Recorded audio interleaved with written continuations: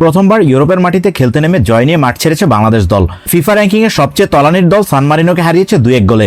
এই ম্যাচে নতুন কোচ থমাস ডুলি বাংলাদেশের ডাগআউটে অভিষিক্ত হয়েছেন। নিজের প্রথম অ্যাসাইনমেন্টে কেমন করলেন এই মার্কিন কোচ। শুরুতে আসি দল নির্বাচনে। থমাস ডুলির দায়িত্ব পাওয়ার আগে প্রাথমিক দল ঘোষণা করে ফেলে বাফুফে, তাই দল নির্বাচনে কোনো ভূমিকা রাখতে পারেননি তিনি। এরপর সেখান থেকেই তিনি 23 সদস্যের চূড়ান্ত দল বাছাই করেন। তবে তিনি দলে রাখেননি কোনো প্রপার নাম্বার 9। মিরাজুল ইসলাম এবং মিনহাজ স্বাধীন প্রাথমিক দলে থাকলেও চূড়ান্ত দলে জায়গা পাননি। এরপর সান মারিনোর বিপক্ষে বাংলাদেশের একাদশ নিয়ে বিতর্কের মুখে পড়তে হয়েছে তাকে। যদিও ফ্রেন্ডলি ম্যাচ হয় সবাইকে গেম টাইম দেওয়ার চেষ্টা করেছেন তিনি। পুরো 90 মিনিট খেলেছেন 5 জন। মিতুল মার্মা, তপু বর্মন, তারিক কাজী, সাদউদ্দিন এবং হামজা চৌধুরী পুরো ম্যাচে মাঠে ছিলেন। এছাড়া প্রথমার্ধের 45 মিনিট খেলেছেন জামাল ভুঁইয়া, শেখ মোরসালিন এবং ইসা ফয়সাল। তাদের বদলি হিসেবে দ্বিতীয়ার্ধে খেলেছেন সমিত সোম, জুনিয়র সোহেল রানা এবং জায়ান আহমেদ। 64 মিনিট পর্যন্ত খেলেছেন ফয়সাল আহমেদ ফাহিম এবং রফিকুল ইসলাম। তাদের জায়গায় পরবর্তী সময় খেলেছেন ফাহমিদুল ইসলাম এবং বিশ্বনাথ ঘোষ। আর 76 মিনিটে সিনিয়র সোহেল রানার পরিবর্তে বাকি 14 মিনিট খেলেছেন কাজেম শাহ। অর্থাৎ এই ম্যাচে থমাস ডুলি মোট 17 জনকে গেম টাইম দিয়েছেন। দীর্ঘদিন পর দলে ফেরা আনিসুর রহমান জিকোকে একাদশে রাখেননি বাংলাদেশ কোচ। মিতুল মার্মার উপরে আস্থা রাখেন তিনি। তবে মিতুল আরো একবার হতাশাজনক পারফরমেন্স উপহার দিয়েছেন। একমাত্র গোলটি হজমে মিতুলের দায় এড়ানোর সুযোগ নেই। এরপর ম্যাচের শেষ দিকে তার হাত ফসকে গোল হজম করার উপক্রম হয়েছিল। তাই এই জায়গায় পরবর্তী ম্যাচে নিশ্চয় নতুন করে ভাবতে হবে থমাস ডুলিকে।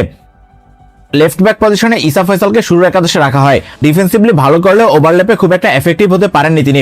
দ্বিতীয়ার্ধে জায়ান আহমেদ মাঠে নেমে আক্রমণের ধার বাড়িয়েছেন।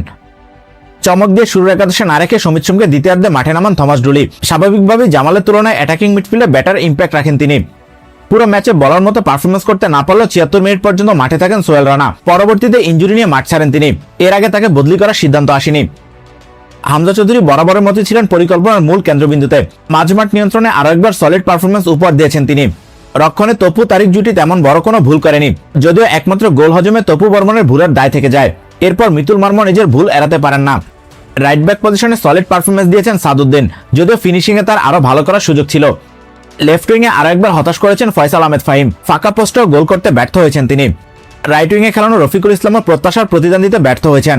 রাইট ব্যাক হলেও বদলি নেমে রাইট উইং এ বেশ ভালো করেছেন বিশ্বনাথ ঘোষ। দ্বিতীয় গোলে অ্যাসিস্ট করেছেন তিনি। এছাড়া আরো একটা গোল প্রায় পেয়ে গিয়েছিলেন।